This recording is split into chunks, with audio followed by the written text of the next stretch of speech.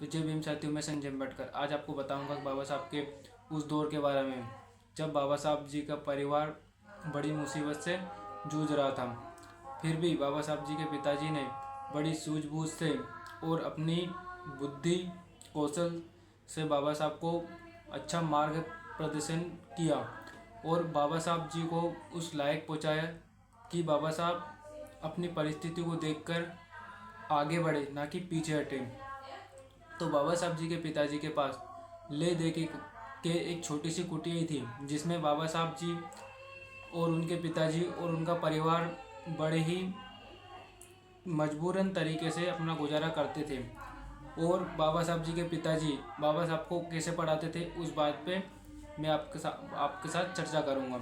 तो बाबा साहब जी के पिताजी बाबा साहब को खाना पीना खिलाकर पहले ही सुला देते थे और बाबा साहब जी के पिताजी बाबा साहब के पास वहीं पर कमर टिका के बैठ जाते थे।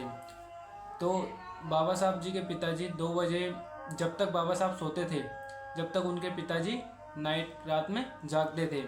जैसे ही 2 बजती थी, बाबा साहब जी के पिताजी बाबा साहब को जगा देते थे और बाबा साहब रात की 2 बजे से लेकर सुबह तक पढ़ते रहते थे।